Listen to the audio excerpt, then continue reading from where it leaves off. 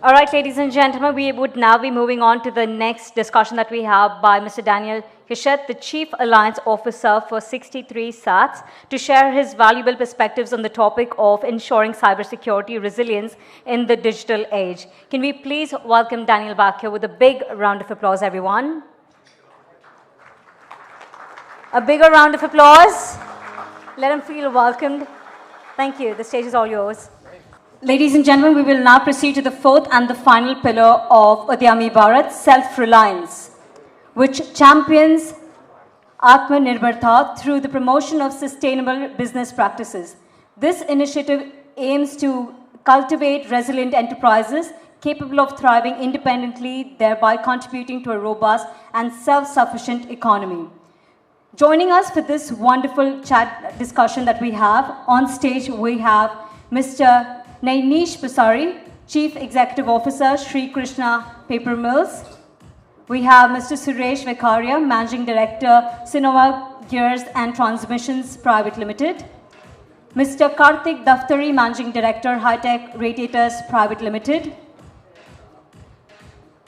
And the moderator for the session, Mr. Mohit Gupta, Senior Director Sales, Dun & Bradstreet, India. And the panel discussion would be about enabling MSMEs for Atmanirbharta, strategies, challenges, and opportunities. Once again, can we please have a big round of applause for our wonderful panelists that we have and a moderator for the session.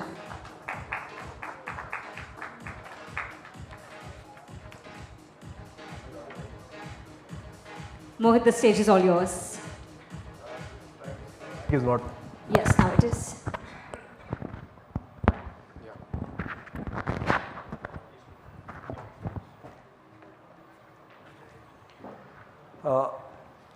Good evening, everyone. And I was given tough task to keep everybody awake post lunch. That was the first panel I was moderating. And again, in the evening when people are looking forward to break for a coffee or maybe then cocktails, been given task, and I'm holding you guys between the two. But interesting times. India is witnessing itself through an era where India is evolving to become, or is poised to become, world's third largest GDP, maybe by 27 or 28, depending upon how fast we progress and how fast Japan degrows, because they're going through a tough time, and so is Germany. And during this interesting time, I think what is interesting is the role MSMEs are going to play. So with whatever time they have allocated to us, we are already on the clock, which you can see. How probably MSMEs can fill up this space and help the economy in terms of becoming the import substitute. So what exactly it means is, whatever is getting imported today, can the MSMEs manufacture it in India, right? And with that, probably I'll start with you, Mr. Daftari, and seek your input. What are the challenges do you see as an entrepreneur if you have to scale up your production and be a source which helps the Indian corporates? And then this question is slightly different to you because you're 98% exports, I know, but slightly different to that extent that if you have to scale up your business to ensure that whatever is getting imported for your business by your clients, and if you become the supplier to them. Thanks, Mohit, for having me. So fundamentally, we are into fabrication. So, we are heavily labor driven. And if I were to scale up, I think the biggest challenge is that, we end up having scarcity of skilled manpower. And that's an issue which I have with my admin guys, where I say we are a country of 150 crores and how can you not find a welder for me? So, that's a challenge that we always have. And I think the only way to overcome this challenge is by, embracing technology.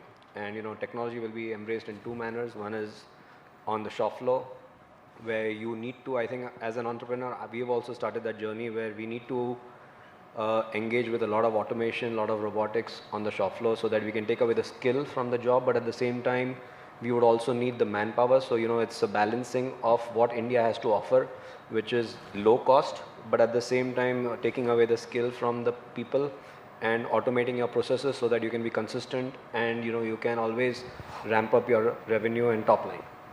So you are focusing on few key themes. One is is availability of skilled manpower, the streamlining the processes, leveraging technology, and then trying to get the best out of it.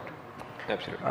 Maybe Naynesh, probably if you like to add on to this and maybe keeping in perspective paper industry which you represent, what are the key challenges do you see in terms of India's or Prime Minister's logo of Atmanirbharta or Make in India? What are the challenges you see as an MSME or as a mid-sized company you see in achieving those objectives for yourself and the country? Good evening and thanks for having me. I think I agree with him, and see, most of the issues that we have today, and specifically talk about the paper industry, is India is a fiber deficient country. So paper is made in three forms, the three sources of fiber for paper, which is wood pulp, agro, and then recycled. When you come to recycle, which is 70% of India's paper production today, the recycling ratio or the collection of waste paper in India is only about 35%. If you take the global average, it's higher, 65-70%. So I think the challenges and the opportunities are both together. One, that India has a great opportunity to become one of the largest waste paper collectors because of the population that we have. The consumption of paper per capita per person right now is not even 10 to 12 kgs. Whereas the global is 200 kgs. If you talk about US and Europe, it's around 150, 200 kgs per person. So we really have a big opportunity to have the collection. When the collection will go up, we'll become a fiber sufficient country, which is a fiber deficient country. Other than that, I think most of the industries face this, that there are imports happen because of either price or technology. If you are able to make what you get globally, then you can, of course, have a level playing field. So India has come a long way in that, especially in the paper industry. For example, just to talk about one particular product, newsprint used to be imported 50% in India at a 45 GSM value. Indian paper mills were not able to manufacture 42 GSM. Now the imports have reduced by 30%, and India is manufacturing newsprint at the level playing field for the domestic publishers. So I think the opportunity and challenges go hand in hand when it So that's a great news. I mean, if you're saying 30% of import is now being covered by the domestic players, but the only challenge which I see that this 30% would not be coming from the SMEs, this will be coming from large players, largely. So I think the challenge and the topic that probably we are trying to discuss is how SMEs can plug in and they become the growth engine for tomorrow.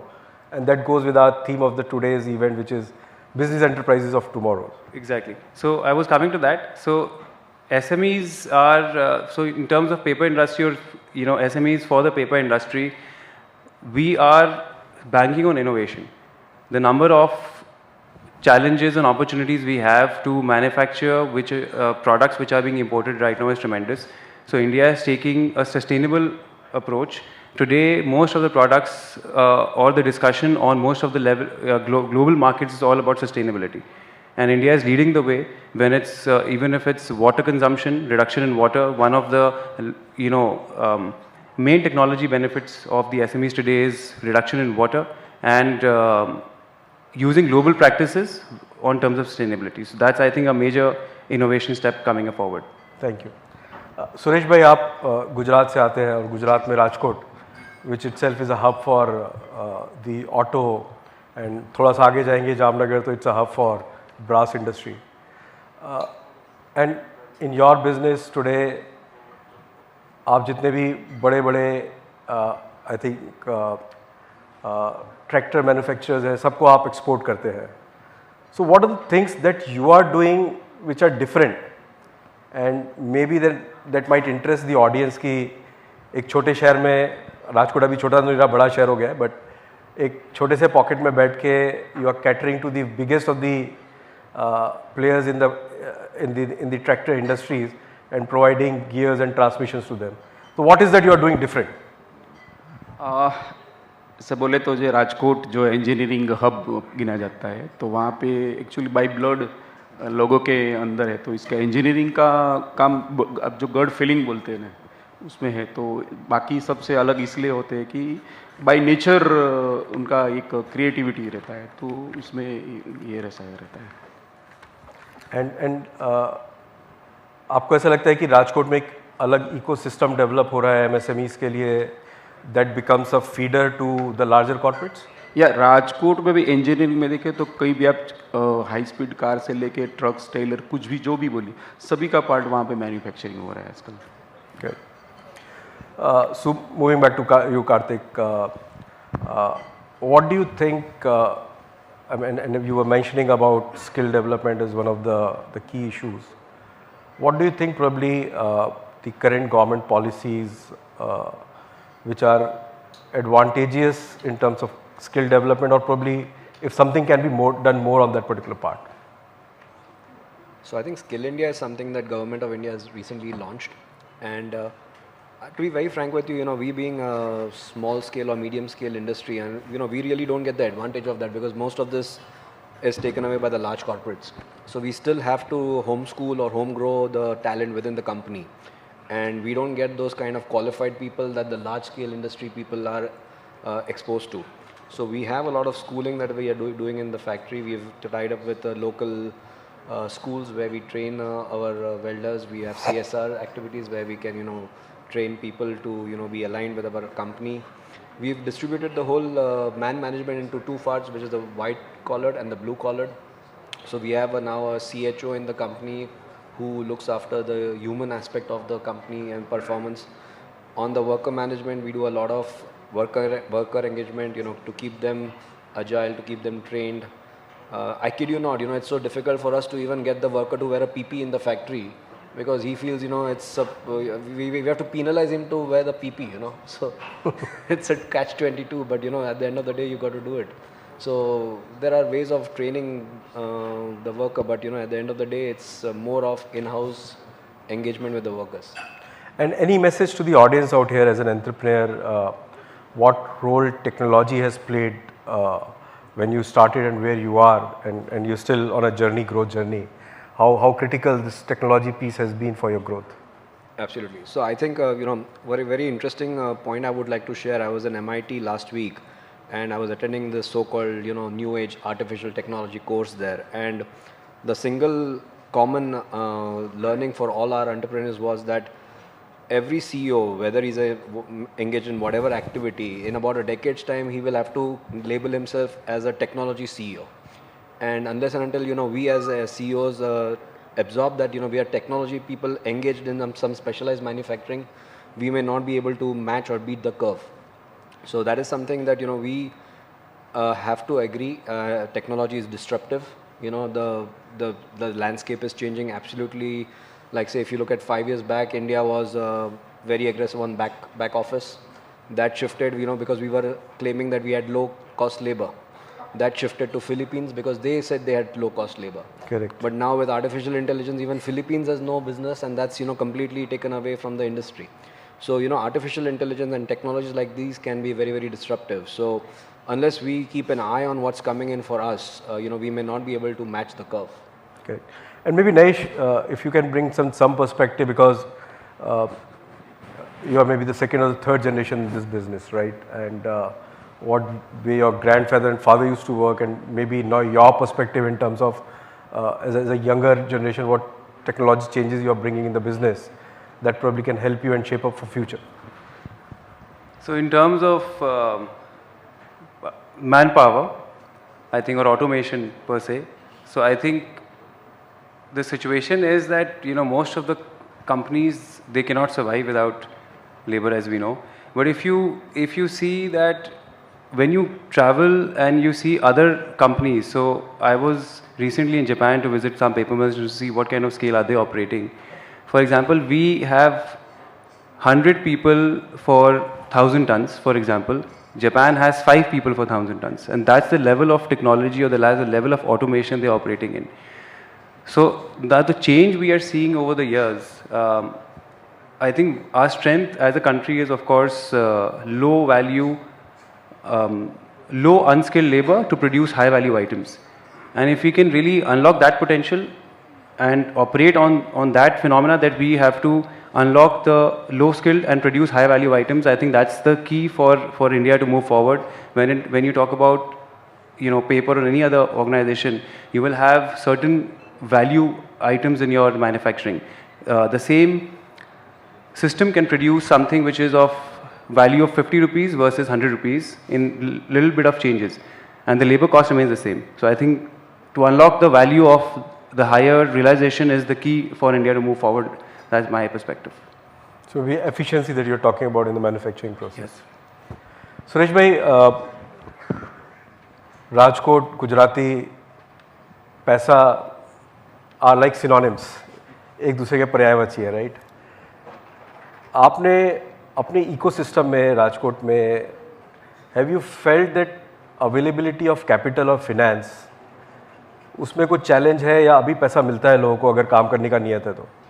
नहीं, भी राजकोट में भी ऐसा मतलब हमारी industries में like हमने देखे तो ऐसा हमें कोई फाइनेंशियल ऐसा प्रॉब्लम क्रिएट नहीं हो रहा है, मतलब ऐसा इश्यूज नहीं आ रहे हैं कुछ, क्योंकि banking system is a very good right now is a banking system, this is no issue for right now.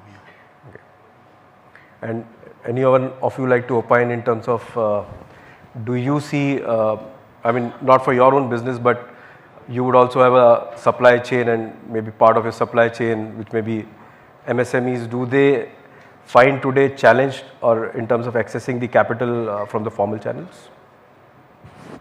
I think yes. MSMEs would find it difficult because, you know, if you look at the current onset of the new requirements that are coming from your local and global customers, is like if you have to deploy ESG concepts, if you have to be, you know, controlling your power consumption, you have to controlling your effluent, all that's not going to be free of cost. It's going to be capex intensive, it's going to be opex intensive. So money is going to be definitely a must. And for that, I think, you know, if there is any way, which is my fantasy, would be, you know, monitoring बढ़ा दो यार, 3 साल कर दो उसको. Yeah, that would be that. Yeah, you would like that. The loan repayments are rear-ended. Only the cash flow outflow is the interest payout, right? Only interest payout. Yeah. Yes. So that you can, whatever the cash accruals are coming, can be funded back into the business. Yes. That brings me to a question like, do you see any government policy which probably can enable these sort of I would say a formal capital structure which maybe a bank-led scheme or maybe a institution-led scheme which provide maybe a 10-year tenor of a loan, subsidized rates to promote the SMEs in the country. The reason is if you have to become Atmanirbharta, right? The only way it can happen is if this 64 million MSMEs in the country have access to the capital, and that's I've been harping on whether they have access to the capital through the formal channels, because if you refer back while I was earlier moderating the panel, only 14% as on date of the 64 million actually have access to the capital from the formal channels. And one of the reasons which got highlighted earlier was the rejection rate of the loans for the SME channels is 35%, which discourages people to reach out to the formal channel, rather arrange money which is even costlier but through the informal channel. But maybe from your perspective as an entrepreneur, maybe to you also Naynesh and Kartik, have you ever, do you see any sort of a support that can help come in from the government out here in terms of policy framework? So I think intercompany lending could be, a way we could, like, say for example, if I see a supplier who is of a very small nature and he's micro, and I want to fund him, then I get asked a lot of questions. Then we have to route it as a loan, and then we have to recover that, and it's a different way. But it cannot be like a seed funding. So I think somewhere if we can make that happen, where we could probably fund as a company, not as an investor, as a company. And then we could probably have a longer repayment term on that. It could probably make sense. But apart from that, I think there are a lot of good policies already implemented by the government where MSME can take a lot of money at a low rate of interest for a longer period of time. So what I'll do is I'll ask one last set of questions to all of you, and one same question to all three of you. And then I'll ask audience to interact with you, because you are three successful entrepreneurs. One from Delhi, one from Bombay, one from Rajkot, and maybe audience would like to know what you have done really good in terms of being successful and where you are today. But before that, one last question, and all of three you can answer to that. One wish list that you have from Government of India in terms of what they can do better? I think I'll go first with that. If if dreams can really come true, then of course the biggest challenge for any business is to manage the cost of raw material. And I think I would love the government to have a policy to have subsidies on the raw material which we import. And it depends on the industry to industry.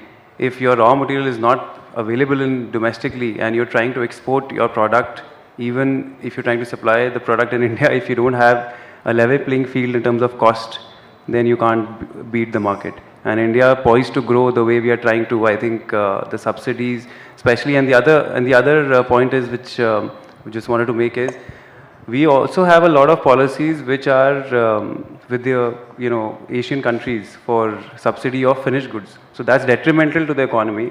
एक तरफ तो हम import पे full duty लेते हैं और उधर हम finished goods पे reduce कर देते हैं. So I think that's would be ideal. Very well said. I think a lot of countries have their development financial institutions which come and fund the capital goods with a very long-term funding, whether it's like JICA from Japan, which when it comes to the metro work that has happened in the country, all these equipments have been financed by them on a 30-35 year tenors, and I'm sure after 30-35 years also probably they'll seek an extension.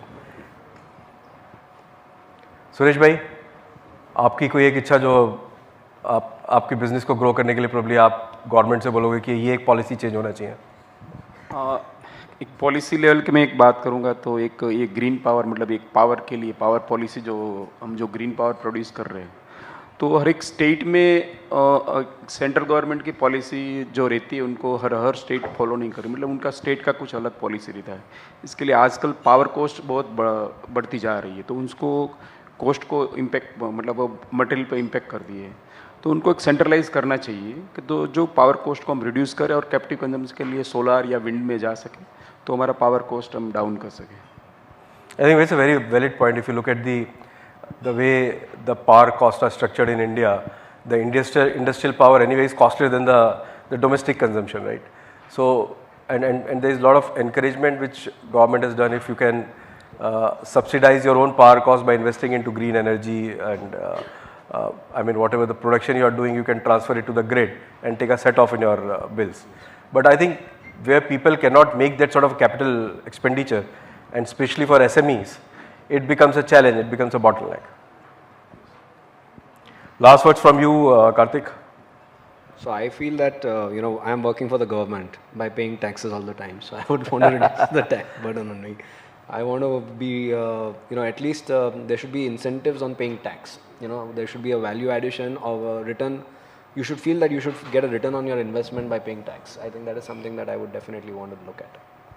I think there are some exciting schemes for investment in Jammu. I think that's happening, but whether you would like to go to Jammu or not is a big question mark. So with this, I'll open up the discussion to the audience. If you want any questions to be answered by 3 of my panel members, please feel free to ask. So there is one question there. Yeah.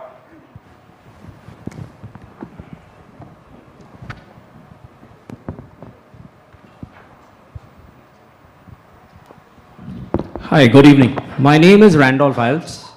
I run a group of manufacturing MSMEs for the last 35 years, and that too in the field of pharmaceuticals and medical devices. It is sad to say that although we were the pharmacy of the world, we are lagging behind in medical devices. I'm just giving this as an example. I've also spent more than 40 years in exports.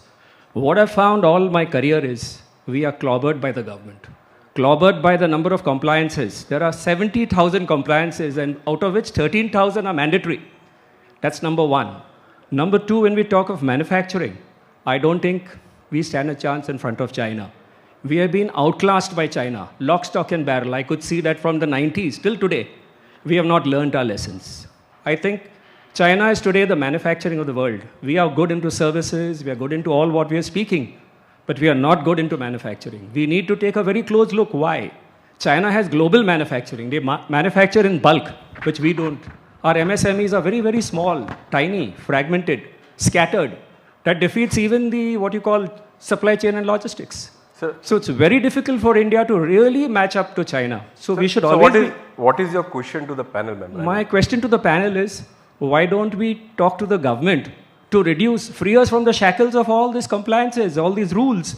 Number one. Number two, the legal system in India is, I tell you, capricious. You will never get justice here in India for MSMEs. If money is taken by the government, you will be locked in legal battles and nothing happens. So these are the key points to be addressed. So once the MSMEs are freed from all this burden, I think the rest could be a different ballgame altogether. That's all I wanted to deliver to this panel. Thank you so much. Thank you. If anybody can answer, please answer.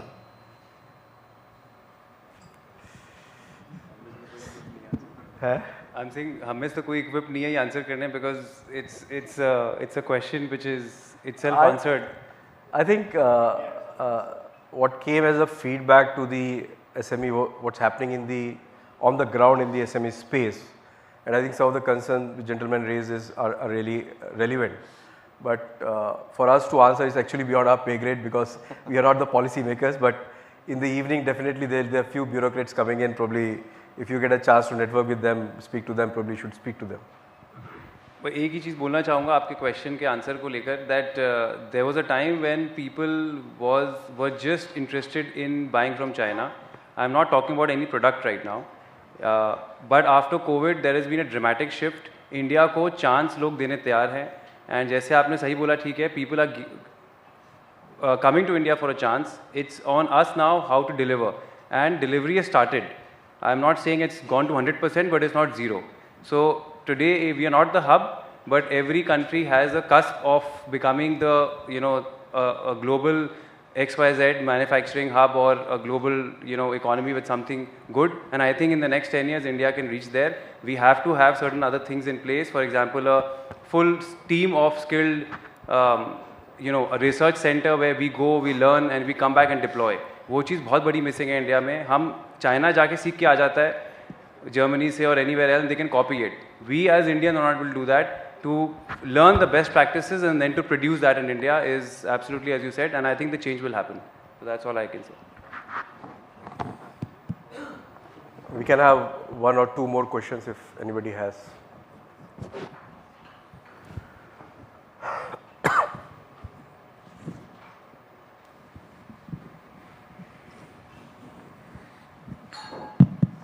Hello, I'm Abhinav Mahajan from Virtuoso Optoelectronics Limited. We are OEM ODM for consumer durable products in India, manufacturing air conditioners, LED lighting, and commercial refrigeration products. We are facing the similar challenge as we are growing year on year with the manpower, that we do not find that skilled labor for running our plants even for 2 shifts. So one, which you have addressed, the Skill India is a good scheme, but we face challenge with people not motivated enough. How do you address this challenge in your business?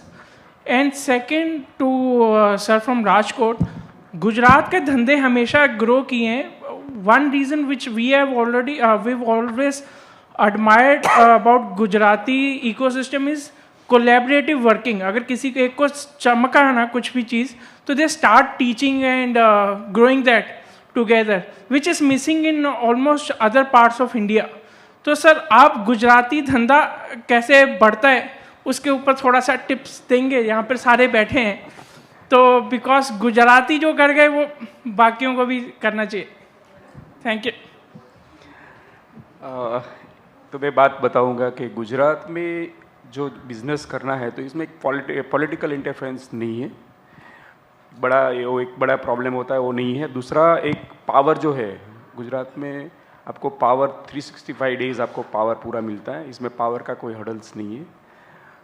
तीसरा, जो एक बोले तो labour का जो है, लेकिन problem तो स्किल लेबर का प्रॉब्लम है, लेकिन इतना ज़्यादा नहीं है. और फोर्थ इज़ नो यूनियन नहीं है. तो इतनी सारी चीज़ जो अच्छी है तो 1-2 चीज़ खराब रहती है, तो इतनी सारी चीज़ से लिए काम करने के लिए एक मज़ा आता है. तो इसके लिए हमारा मतलब हौसला बढ़ता है, तो ये बिज़नेस भी बढ़ता है. गुजराती में बाई ब्लड बिज़नेस ही है, तो बिज़नेस हम लोग हमारा कुछ हम एफर्ट लगा देते हैं और बिज़नेस अच्छी तरह से हो रहा है. So would you like to answer the first part of the question? Yeah.